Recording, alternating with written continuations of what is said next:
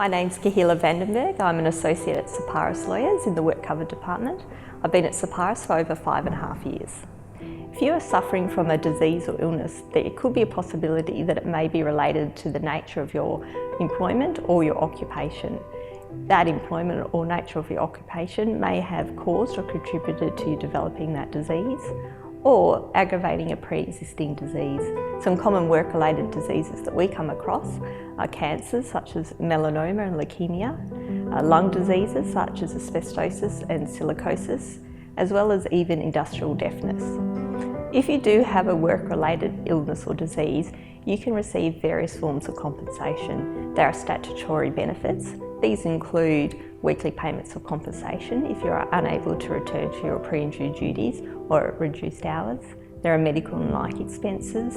Work cover will cover the reasonable cost of those. That can include medications, specialist consultations, and different physical therapies, as well as psychological treatment, even ranging up to home care and gardening services. There is a small lump sum that you may also be entitled to if you have a permanent injury, and that's called an impairment benefit. For the more serious injuries, you may be able to seek a larger sum of money through common law damages. To be able to obtain this, you must be able to prove that your employer or another party caused your injury in a negligent way. If you are successful, you may be able to obtain money representing the pain and suffering that you've had to go through. And if you've had reduced earnings, then you may be able to claim damages representing those lost earnings.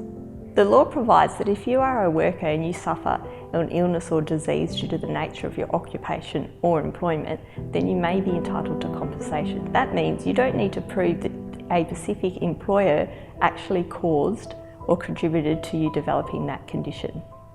This means to obtain statutory benefits, there must have been some particular risk or characteristic of your employment or the nature of your occupation that gave rise to an increased risk of you developing that condition or disease than if you had not been employed in that occupation or type of employment.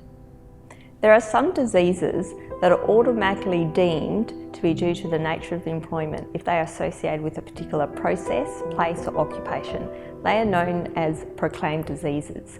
The Victorian Work Cover legislation provides for 25 of these at the moment. They include asbestos, silicosis and poisoning by mercury, lead and even radioactive substances. This means because they are deemed, it would be up to Work Cover, your employer's insurer or the employer to prove that they are not due to the nature of your employment or occupation. It is not uncommon for a worker who may be suffering from an illness or disease to have worked in the same occupation but with a number of different employers over the period of their working life. The Work Cover system provides for this and enables them to put in a Work Cover claim to obtain statutory benefits against their most recent employer in which they were employed in work which could have contributed or caused their condition. For example, a stonemason may have apprenticed with one particular employer and then worked with several different employers over the course of their working life as a stonemason. They may not realise that they've got silicosis until 20 to 30 years later in their life.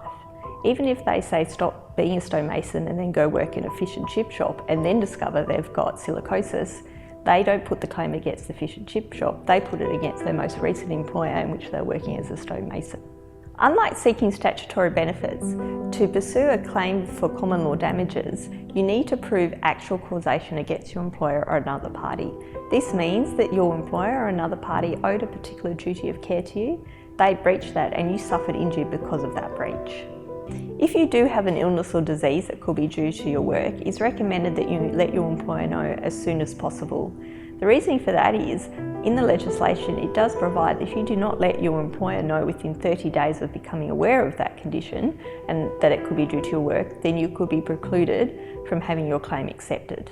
Further, given that some illnesses and diseases can take 20 to 30 years to become symptomatic, during that time, your employer or previous employers may have actually ceased operating. This means it may be a lot harder to prove for, say, a common law claim that they were negligent. Manufacturers, suppliers and employers that deal with hazardous and carcinogenic substances have particular requirements that are outlined in industry standards as well as occupational health and safety regulations to try and reduce or eliminate risk of harm. Manufacturers in particular and suppliers must label substances that may be hazardous. They must provide and prepare safety data sheets. So these outline information about the substances as well as the dangers and how to reduce risk. And they must continually update and provide these to the employers. And an employer must, as reasonably practicably, eliminate or reduce risk of harm in relation to hazardous and carcinogenic substances. In particular, they must obtain a register of hazardous substances.